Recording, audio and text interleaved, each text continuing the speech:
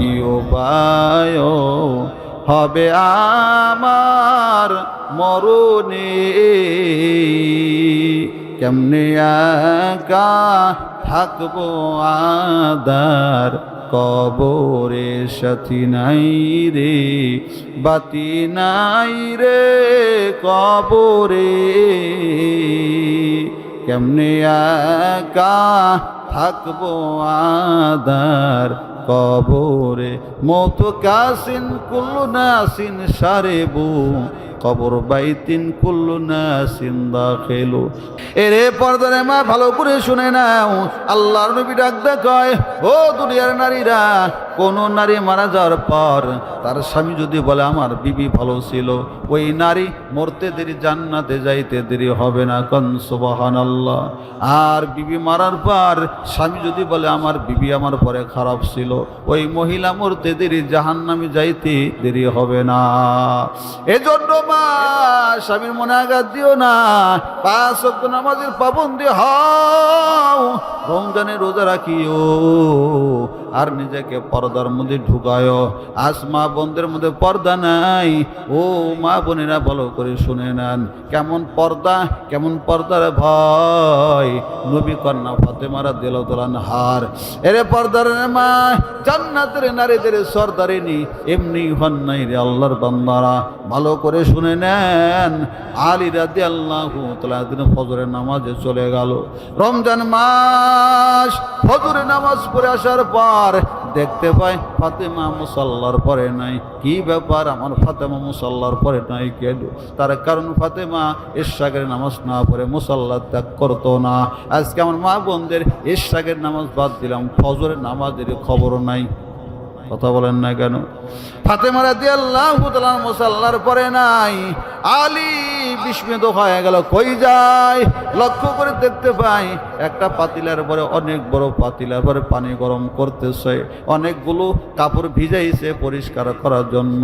ওরে আল্লাহর বান্দা, এদিকে অনেকগুলো খাবিরা বানাইছে রুটি বানানোর জন্য। আলী রাদিয়াল্লাহু তাআলা ডাক দেখায়, 4 দিন পর্যন্ত রুটি গায়ে শেষ করতে পারবো না। আলী ডাক দেখায়, ফাতেমা তোমার না শরীরে জ্বর, এত কষ্ট করে কেন কাম করো, রুটি বানাও।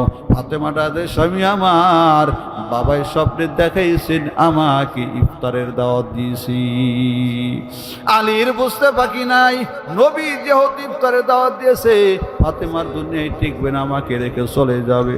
নবী আলীর ব্যাপারে ডাক দেখান, আনা মাদিনাতুল ইলমি ওয়া আলী বাবুহা, আমি নবী ইলমের শহর, ওই শহরের দরজা হলো আমার আলী। এবার আলী ডাক দেখায়, ফাতেমা বুঝেছি তুমি আর টিকবা না, দুনিয়াতে চলে যাইবা। ফাতেমাটা দেখ, স্বামী আমার একটু হাতটা গান। ফাতেমা আলীর হাত ধরে চোখের পানি ছেড়ে দেয়, বুকটার পরে মাথা রেখে চোখের পানি ছেড়ে দেয়, কান্না শুরু করে দিল।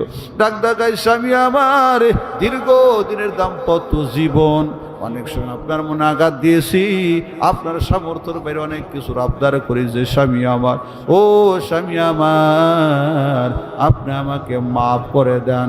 আপনি যদি মাফ না করেন, কিয়ামতের ময়দান যখন কায়েম হয়ে যাবে, কোটি কোটি বাবার উম্মত, ওই মানুষগুলোর মধ্যে আমার বাবা ব্যতীত হবে, আমার বাবা লাঞ্ছিত হবে। আপনি আমাকে মাফ করে দেন। আলীটা দেখায়, ফাতেমা আমাকেও তুমি মাফ করে দাও, আমি তোমার যোগ্য ছিলাম না, তোমার বাবা দয়া করে আমার বিবাহের মধ্যে তোমাকে দান করেছে। ওরে ফাতেমা, আমি তোমাকে ভালো খাবার দিতে পারি নাই, ভালো পোশাক দিতে পারি নাই, আমাকেও তুমি মাফ করে দাও। তুমি যদি মাফ না করো, আমি আলীও কিয়ামতের ময়দানে লাঞ্ছিত অপমানিত হব। দুজনেই কান্না শুরু করে দেয়, মা কাঁদে, বাবা কাঁদে, হাসান হোসেন দুনো ভাই দৌড় আসতেছে, এসে দেখে মাও কাঁদে, বাবাও কাঁদে। ডাক দেখা, ও মা কেন কান্না করো, ও বাবা কেন কান্না করো? ফাতেমা ডাকে, হাসান হোসেন দৌড়া নানার কবর জিয়ারত করে আয়। দুনো ভাই নানার কবরে যায়, নবীরে সালাম দেয়। আমার নবীও কবর থেকে সালামের জবাব দেয়। ওরে আল্লাহর বান্দা, নবীর নবীর ইশক মোহাব্বত ভালোবাসা লইয়া নবীর রওজার পাশে গিয়ে সালাম দাও। আমার নবী সালামের জবাব দেয়, নবীর আশিকেরা নিষ্কানি নবীর সালামের জবাব শুনতে পায়। কোন সুবহানাল্লাহ। হাসান হোসেন দুনো ভাই যাওয়ার পর নবীটা দেখ, হাসান হোসাইন দৌড়া তাড়াতাড়ি বাড়ি যা, তোর মার টিকবে না, তোর মার চেহারা বেশি বেশি করে দেখ। দুনোবার দৌড়ায়, ডাক দেখায়, মা কেন মিথ্যা বলে বলে আমাদেরকে কাঁদাও, তুমি না চলে যাইবা, নানা বলেছে। ওরে আল্লাহর বান্দা, এমত অবস্থায় ফাতেমার শরীরে জ্বর বৃদ্ধি হয়ে গেল, বিছানায় পড়ে গেল, জহর চলে গেল, আসর পর্যন্ত চলে গেল। মাগরিবের পূর্ব মুহূর্তে ফাতেমার আদেশ, স্বামী আমার হয়তো আমার আর সময় নাই, অল্প কিছু সময়ের মধ্যে আমি চলে যাইব। ও স্বামী আমার, আপনার কাছে আমার আবদার, আমি মরার পর আমার লাশটা দিন করবেন না, রাত্রিবেলায় দাফন দিবেন, রাত্রিবেলায় আমার জানাজা দিবেন, মুসলিমায় কিছু সাহাবী দিয়া রাত্রিবেলা আমার জানাজা দিবেন, রাত্রি আমার দাফন করবেন। আমার মরার খবরটা ঘোষণাও করবেন না, মাইকিং করবেন না, ক্যাম্পাস পর্যন্ত করবেন না। গোস্বামী আমার পানিটা দে ফাতেমা রে, তুমি না নবী কন্যা, তোমার জানাজা দে মানুষে নিজেকে ধন্য মনে করবে, এমন কোন কথা বলতেছো। ফাতেমাটা দেখায়, স্বামী আমার আমি মরার পর যখন আমাকে মানুষে দেখতে আসবে, কেউ বলবে ফাতেমা লম্বা ছিল, আবার কেউ বলবে ফাতেমা খাটো ছিল, কেউ বলবে ফাতেমা মোটা ছিল, কেউ বলবে ফাতেমা হালকা ছিল। এমন মন্তব্য যদি করে, আমি ফাতেমা মরিয়া গুনাহগার হব। ও রান্ডিলা প্রসাদের মা বোনেরা গো, একটাবার চিন্তা করো না, ফাতেমা মরার পরেও কেমন পর্দার চিন্তা। আজ তুমি জিন্দেগি জীবিত অবস্থায় তোমার মধ্যে পর্দা নাই, পর্দার ভয় নেই। ওরে আল্লাহর বান্দা, ওলামায়ে কেরাম আর একটা ভাবে বান্দে কথাগুলো বলে, যদিও কথাটা বান্দা সহি হাদিসের মধ্যে নাই। আমি আপনাদের বোঝানোর জন্য বলি, ফাতেমা যেদিন দুনিয়াতে বিদায় নিয়ে গেল, আলী রাদিয়াল্লাহু তাআলা কবর খনন করার জন্য চলতেছে। ওরে আল্লাহর বান্দা, রাস্তার মাঝে আবু যর গিফারির সাথে সাক্ষাৎ হয়ে গেল। আবু যর ডাকে, আলী কই যাও? আলী ডাক ডাক, আমার ফাতেমার দুনিয়ায় নাই, আমার ফাতেমার জন্য কবর খনন করতে যাই।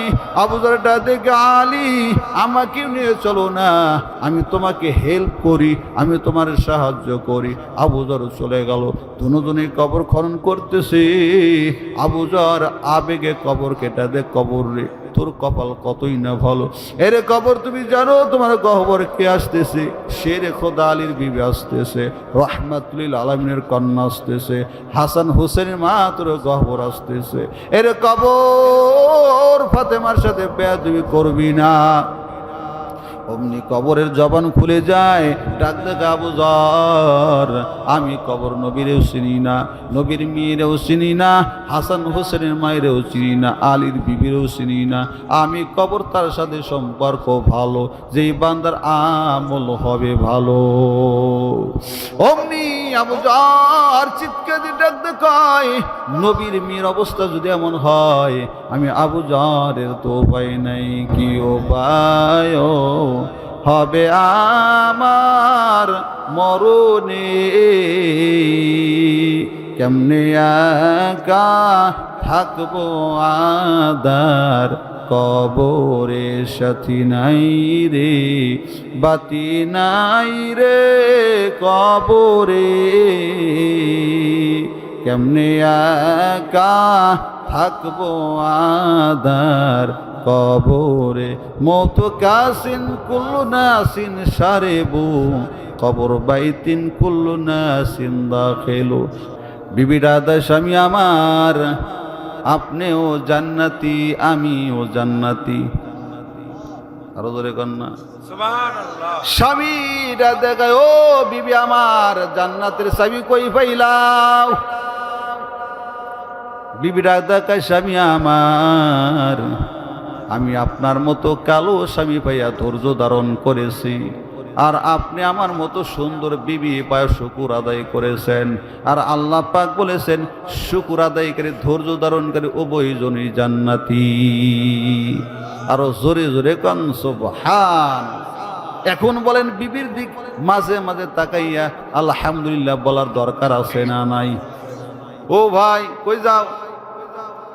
এর ফোনে কথা পরে কও হুজুর ওয়াজ শুনতেছি। এরে আল্লাহর বান্দা, নবী ডাক দেয় উম্মত, স্বামী স্ত্রী এক বালিশে ঘুমাও, আমরা কয় বালিশে ঘুমাই? কতক্ষণ না কেন? দুই বালিশ, মাঝখানে আর এক বালিশ, সেটা হলো কোল বালিশ। কথা কন না কেন? রাগ করতেছেন নি আপনারা? ওরে আল্লাহর বান্দায়া, আল্লাহ নবীটা দেখায় দুজনই এক বালিশে ঘুমাও। আম্মা জান আয়েশাটা দেখায়, ও দুনিয়ার নারীরা, আমি আয়েশা আর নবী এক বালিশে ঘুমাইতাম। কোন সুবহানাল্লাহ। নবীটা দে উম্মত, স্বামী স্ত্রী এক প্লেটে খাবার খাও। কয় প্লেটে খাবার খাও? আরো জোরে কন। আজকে বান্দা ঘরে ঘরে পরকিয়া কেন হয়? এই সুন্নত গুলো বাড়িতে না থাকার কারণে। কথা বলেন না কেন? নবী ডাক দেখায় এক প্লেটে খাবার খাও, এক গ্লাসে পানি পান করো। আম্মা জান আয়েশা ডাক দেখায়, আমি আয়েশা যখন মিন্স অবস্থায় ছিলাম, হায়াস অবস্থায় ছিলাম, আমি আয়েশা গ্লাসের যেই জায়গায় ঠোঁট লাগা পানি পান করতাম, আমার নবীও সেই জায়গায় ঠোঁট লাগাইয়া পানি পান করতো। আরো জোরে জোরে কান সুবহানাল্লাহ। আম্মা জান আয়েশা ডাক দেখায়, ও দুনিয়ার নারীরা, আমি আর নবী যখন একত্রে খাবার খাইতে বসতাম, মাঝে মধ্যে নবী বলতো, আয়েশা এই গোস্তের টুকরাটা কামড় দিয়ে নরম করে দাও। ওরে আল্লাহর বান্দায়া, আম্মা জান আয়েশা দেখো, দুনিয়ার নারীরা, আমি আয়েশার কপাল কতই না ভালো। নবী যেদিন দুনিয়াতে বিদায় নেন, আমার নবী আমার ঘরে, আমি আয়েশার বুকে মাথা রেখে নবী দুনিয়াতে বিদায় নেন। কোন সুবহানাল্লাহ।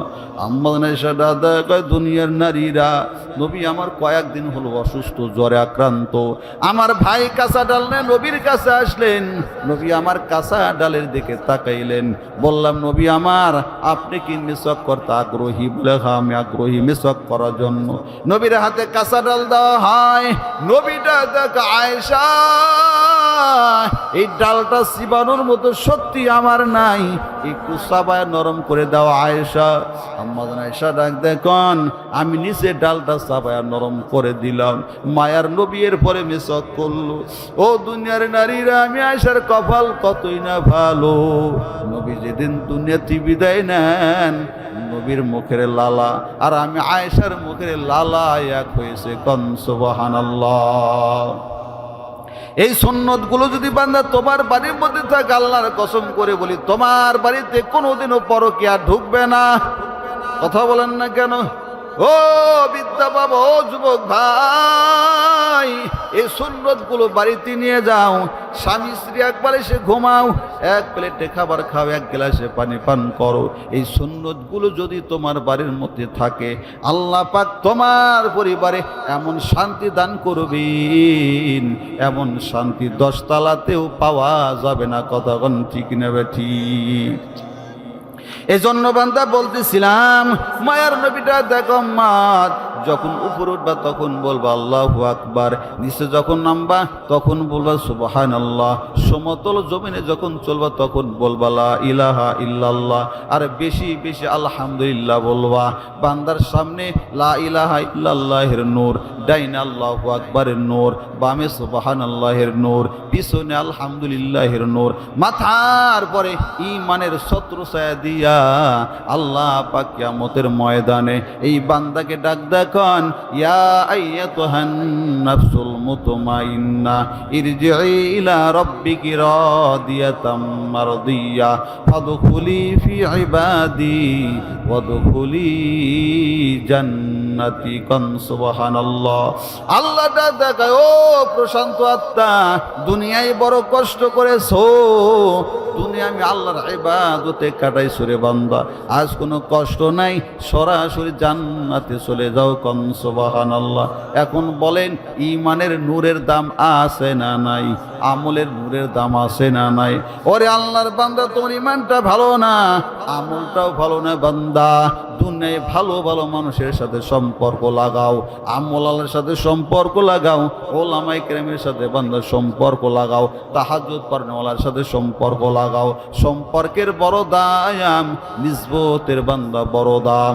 ওরে আল্লাহর বান্দা সম্পর্কের কেমন দাম শুনে নাও। মায়ের নবী রাহমাতুল লিল আলামিন মদিনায় যাওয়ার পরে মসজিদে নববীতে প্রথম পর্যায়ে নবী একটা খেজুর গাছের কাণ্ডর সাথে হেলান দিয়ে দিয়ে খুতবা দিতেন। ওরে আল্লাহর বান্দা খেজুর গাছের গুলের সাথে নবী হেলান দিয়ে দিয়ে খুতবা দিতেন। তামিমে দারি রাদিয়াল্লাহু তাআলা ডাক দেখায়, ও নবী আমার, আপনি যদি অনুমতি দেন আমি আপনাকে একটা মেম্বার বানায় দেব। নবী আমার অনুমতি দিলেন, একটা মেম্বার নবীকে বানায় দেওয়া হলো। পরের জুমা নবী আমার নতুন মেম্বারের পরে বসে বয়ান দেয়। হঠাৎ করে কান্নার আওয়াজ, এমন বিকট কান্নার আওয়াজ, সাহাবীদের মধ্যে কম্পন শুরু হয়ে গেল। সাহাবীরা বিস্মিত হয়ে গেল, এই কান্নার আওয়াজ কোত্থেকে আসতেছে। হঠাৎ করে নবী আমার খুতবাটা বন্ধ করে দেন, সামনের দিকে আগায়, দেখতে পাই ওই খেজুর কাণ্ড থেকে কান্নার আওয়াজ আসতেছে। মা যেমন সন্তানকে কান্না থামায়া দেয়, মায়ের নবী তেমনি খেজুর গাছের পরে হাত বুলায় বুলাইয়া কান্না থামায়া দিল। নবীটা দেখায়, সাহাবীর দল, এতদিন পর্যন্ত আমি নবী এই খেজুর গাছের সাথে হেলান দিয়ে দিয়ে খুতবা দিতাম, একটা সম্পর্ক গড়ে গেছে, একটা নিসবত গড়ে গেছে। আজ আমি নবী নতুন মেম্বারে পরে বসে খুতবা দেই, এই সম্পর্ক ছিন্ন হওয়ার জ্বালাই খেজুর গাছটা সহ্য করতে পারে না। আমি নবীর বিরহ ব্যথা সহ্য করতে পারে না। সাহাবীর দল, এরে সাহাবীর দল, শুনে নাও, কিয়ামতের ময়দানে আমি নবী যখন জান্নাতে যাব, আমি নবীর সাথে এই খেজুর গাছটাও জান্নাতে যাবি। আরো জোরে জোরে কোন সুবহানাল্লাহ। এ যুবক ভাই, একটা খেজুর গাছের কাণ্ড যদি নবীরে মহাব্বত করার কারণে জান্নাতে যেতে পারি, আমি আপনি নবীকে মহাব্বত করে নবীর সুন্নাতের মালা যদি গলায় লাগাই, আমি আপনি কেন জান্নাতে যেতে পারবো না? এই জন্য আল্লাহর বান্দা মহাব্বতের সম্পর্কের বড় দাম, নিসবতের বান্দা বড় দাম। কোরআনের মধ্যে সূরা কাহাফ আছে না নাই? 7 জন যুবক রাস্তা চলতেছে রাত্রিবেলায়, ইমান বাঁচানোর তাকিদে। ওরে আল্লাহর বান্দা, এই 7 জন যুবকের সাথে একটা কুকুরও চলতেছিল। কিয়ামতের ময়দানে আল্লাহ পাক ডাক কয়, দুনিয়ার বান্দা বান্দিরা, এই 7 জন যুবক যখন জান্নাতে যাবে, এই যুবকদের সাথে কুকুরটাও জান্নাতে যাবে। আরো জোরে জোরে কান সুবহানাল্লাহ। এর যুবক ভাই, একটা কুকুর যদি ভালো মানুষের সাথে সম্পর্ক রাখার কারণে জান্নাতে যেতে পারে, তুমি যুবক ভালো মানুষের সাথে সম্পর্ক রাখলে কেন জান্নাতে যেতে পারবা না? এই জন্য বান্দা ভালো ভালো মানুষের সাথে সম্পর্ক করে নাও, আল্লাহ ওয়ালাদের সাথে সম্পর্ক করে নাও, নেককার মানুষের সাথে বান্দা সম্পর্ক করে নাও। ওরে আল্লাহর বান্দায়া, সম্পর্কের বড় দাম, নিসবতের বড় দাম, স্পর্শেরও বড় দাম। আল্লাহ ওয়ালাদের সাথে স্পর্শ লাগাও, ভালো মানুষের সাথে বান্দা মুআনাকা করো, ভালো মানুষের সাথে মুসাবা করো। স্পর্শেরও বড় দাম। কেমন স্পর্শের বড় দাম? মায়ার নবী রাহমাতুল লিল আলামিন কন্যাদেরকে বড় ভালোবাসতেন। 4টা নবীর কন্যা, 3টার চেয়ে ছোটটারে বড় মহাব্বত করতেন। তার নাম হলো ফাতেমা রাদিয়াল্লাহু তাআলা আনহা। একদিন নবী আমার ফাতেমার বাড়ি যায়, যাওয়ার পর দেখতে পাই ফাতেমা নিজ হাতে রুটি বানাইতেছেন। মায়ের নবীটা, দেখো মা, আমাকে বলো, আমি কয়েকটা রুটি বানায় দিই। মায়ের নবী নিজেও কয়েকটা রুটি বানায় দেন। ওরে আল্লাহর বান্দা, এই রুটিগুলো যখন বান্দা কড়াইয়ের পরে সেক দেয়, চুলার পরে সেক দেয়, সব রুটি ভাজা হয়, কিন্তু কয়েকটা রুটি ভাজা হয় না, রুটিগুলো সেক হয় না। ফাতেমা চিন্তায় পড়ে গেল। নবী মুস্কি হাসতেছে, আর দেখো মা, চিন্তা করিও না, এই রুটিগুলার মধ্যে তোমার বাবার বরকতি হাত পড়েছি। এই রুটিগুলা দুনিয়ার আগুন কেন জাহান্নামের আগুনেও জ্বালাইতে পারবে না। সম্পর্কের বড় দাম আছে না নাই? স্পর্শের দাম আছে না নাই? হে যুবক, কেমন স্পর্শের দাম ভালো করে শুনে নাও। মায়ার নবী দুনিয়াতে বিদায় নেওয়ার পর, এর আল্লাহর বান্দা দুইজন মতান্তরে আরো কয়েকজন মিথ্যা নবী দাবি করে বসলো। এর মধ্যে একজনের নাম হলো মুসাইলামাতুল কাযযাব। ওরে আল্লাহর বান্দা, মিথ্যা নবী দাবি করে বসলো, আল্লাহর নবীর পরে কোনো নবী নাই। কথা বলেন না কেন? নবীর পরে কোনো নবী নাই। নবীর পরে যে নিজেকে নবী দাবি করবে, নিঃসন্দেহে সে কাফের। আরো জোরে বলেন। এই সূত্রে বান্দা গোলাম আহমদ কাদিয়ানিও কাফের। কথা বলেন না কেন? কাদিয়ানির গোষ্ঠী কাফের। এই কাদিয়ানিদেরকে যারা কাফের বলবে না, তারাও কাফের। এই ঠিক জোরে কর না কেন? ইমানে দুর্বলতা আসেনি? কাদিয়ানিরা কাফের, কন কাদিয়ানিরা কাফের। যারা কাদিয়ানীদেরকে কাফের বলবে না, তারাও কাফের। আরো জোরে বলেন।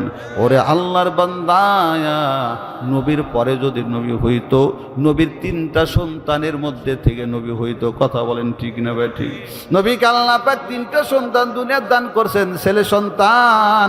একজনের নাম হলো ইব্রাহিম, আর একজনের নাম হলো তাহের, আর একজনের নাম হলো বান্দা আব্দুল্লাহ। ওরে আল্লাহর বান্দা, নবীদের তিনটা সন্তান আল্লাহ পাক বাল্যকালে তিনটা সন্তানকে নিয়ে নিলেন।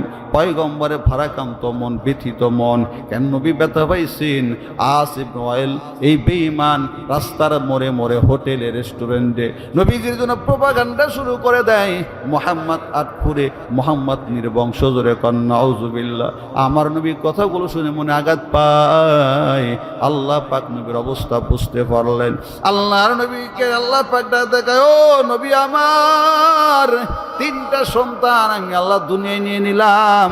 কিয়ামতের ময়দানে আমি আল্লাহ আপনাকে তিনটা সন্তান ফেরত দিব, আর আমি আল্লাহ আপনাকে হাউজে কাউসার ফ্রি দান করলাম। কোন সুবহানাল্লাহ।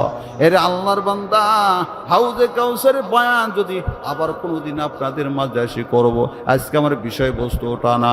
এই কথা বলতেছিলাম, নবীর পরে যদি নবী হইতো, নবীর সন্তানরা নবী হইতো। কথা বলেন ঠিক না বেঠিক? নবীর পরে কোনো নবী নাই। এই জন্য নবীর পরে যে নিজেকে নবী দাবি করবে, নিঃসন্দেহে কাফের ভণ্ড। কথা বলেন না কেন? মুসাইলামাতুল কাযযাব নিজেকে নবী দাবি করে বসার পর, ওই জামানে একটা তাবি ছিল। তাবি বলতে যারা নবীকে দেখে না, তবে সাহাবীদেরকে দেখেছেন। তার নাম হলো আবু মুসলিম খাওলানি রাহমাতুল্লাহ আলাইহি। বড় একজন আলেম, বড় তাবি।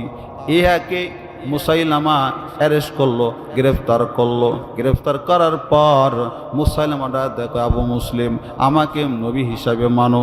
এবার আবু মুসলিম ডাক দেখায়, না না, তুমি নবী হতে পারো না, তোমাকে আমি আগুনে পুরাইব। এবার আবু মুসলিম ডাক দেখায়, ফাকদিমা আনতা কজ, তোমার মন যা চাই তাই করতে পারো, আমি তোমাকে নবী বলে দাবি মানতে পারি না। এবার মুসাইলামা অগ্নিকুণ্ড জ্বালাইয়া আবু মুসলিমকে আগুনে ফলাইবে। আবু মুসলিম বিসমিল্লাহ আল্লাহু আকবার বলে আগুনে ঝাঁপ দেয়। ওই আগুন ওই আবু মুসলিমের শরীর কেন কাপড় পর্যন্ত পোড়ায় নেই। কোন সুবহানাল্লাহ। আরো জোরে জোরে কোন সুবহানাল্লাহ। এরে আল্লাহর বান্দা, ইমানের নূরের কেমন পাওয়ার!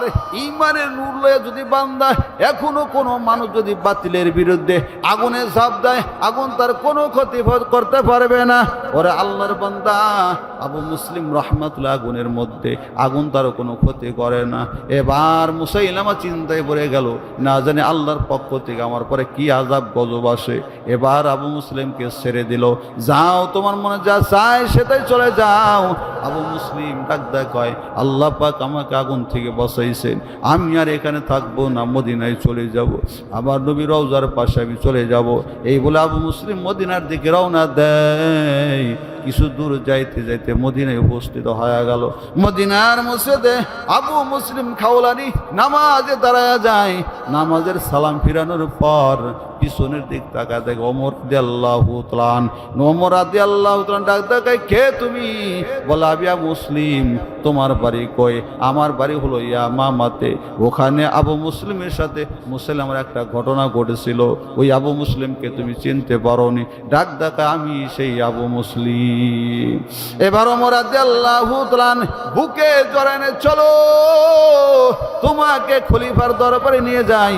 খলিফাতুল মুসলিমিন আবু বকর সিদ্দিক রাদিয়াল্লাহু তাআলা আনহুর দরবারে নিয়ে যায়। ডাক দেখায়, খলিফা শুনে নেন, হাজার হাজার বছর পূর্বের ঘটনা ইব্রাহিম আলাইহিস সালামের ঘটনাকে নতুন করে আবার জিন্দা করে দিয়েছে এই সেই আবু মুসলিম কন সুবহানাল্লাহ।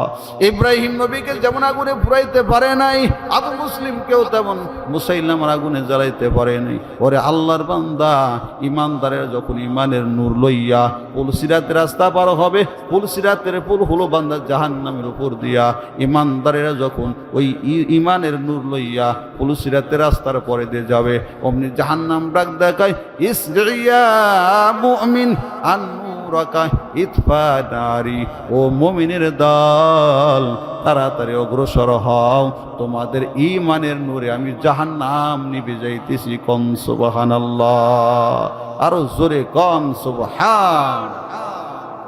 ঈমান নিয়ে কবরে যাওয়ার দরকার আছে না নাই? আমল নিয়ে কবরে যাওয়ার দরকার আছে না নাই?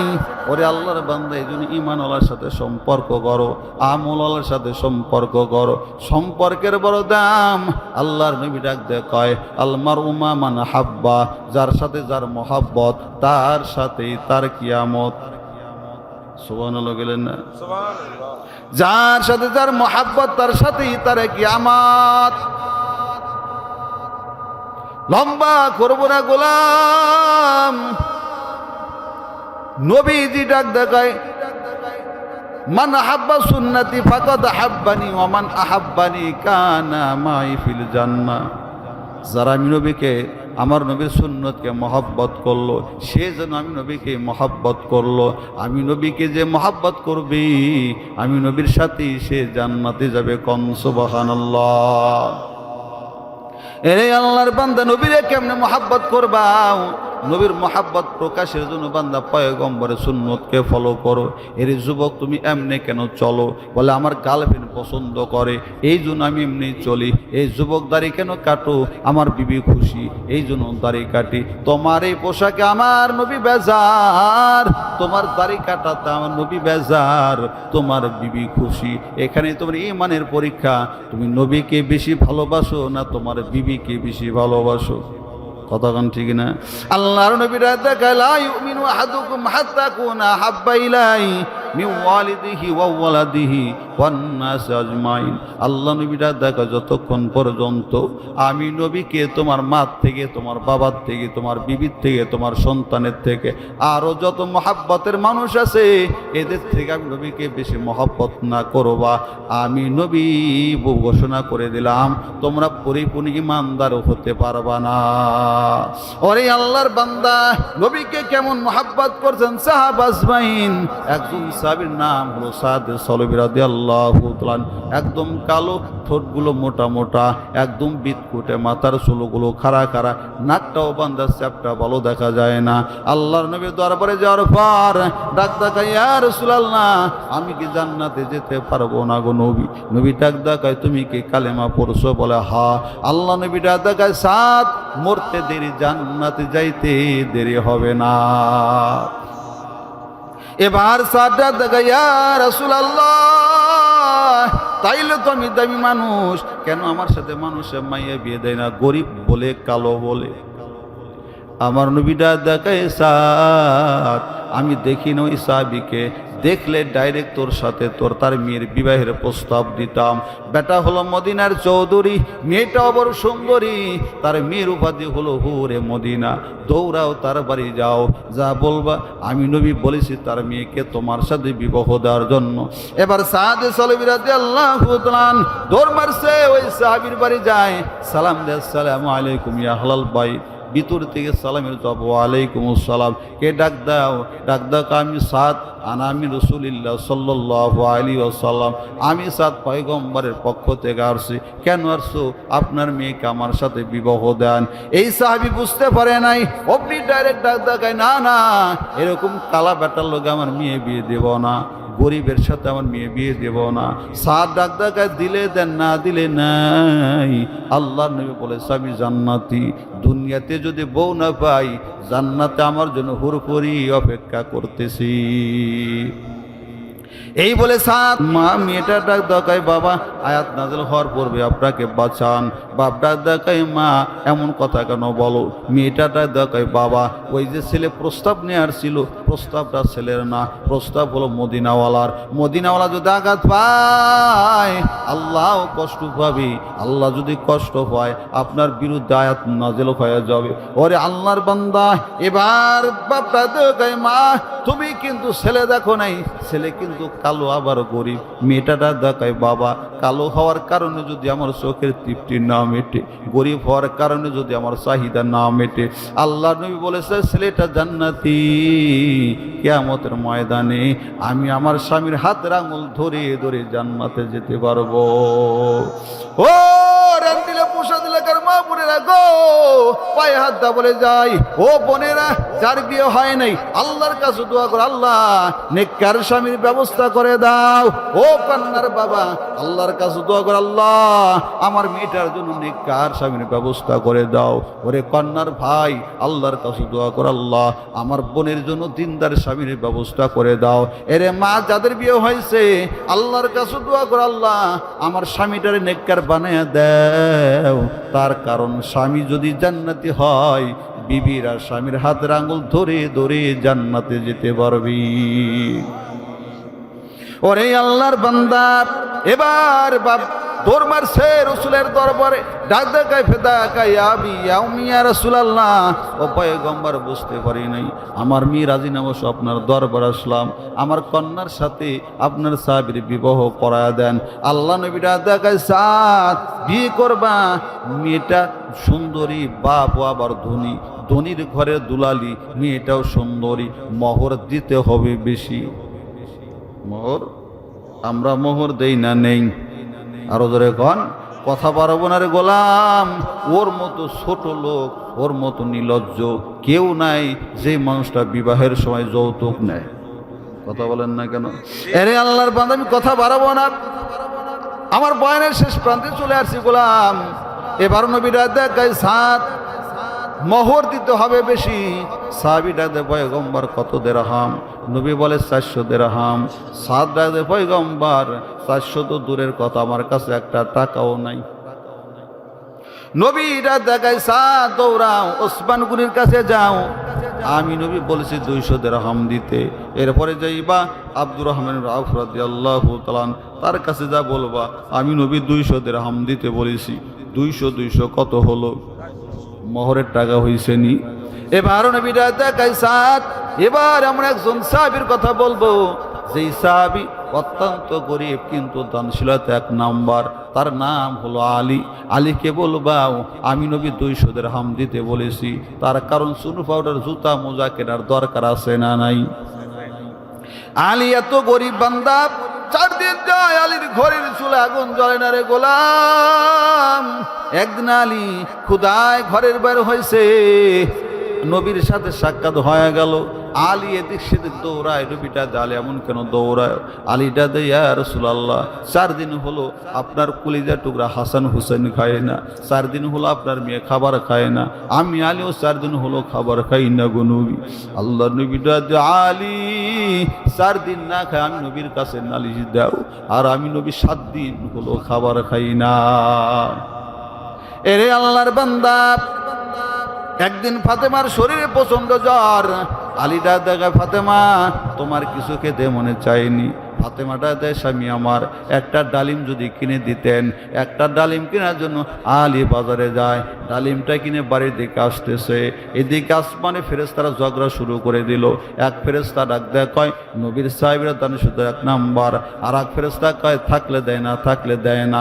আর এক ফেরেশতা কয় থাকলেও দেয় না, থাকলেও দেয়। আল্লাহ দাদা কয় ফেরেশতারা ঝগড়া করবে না, ওই যে আমার আলী যায়, আমার আলীকে ডাইরেক্ট পরীক্ষা করো। অমনি একজন ফেরেশতা ভিক্ষুক হয়ে রাস্তার ধারে দাঁড়ায় গেল। আলী রাদিয়াল্লাহু তাআলা ওই রাস্তাতে যায়, ভিক্ষুকটা থরথর করে কাঁপতেছে। আলীটা দেখায় ভাই আমি তোমাকে কি হেল্প করতে পারি, তুমি আমার কাছে কি চাও?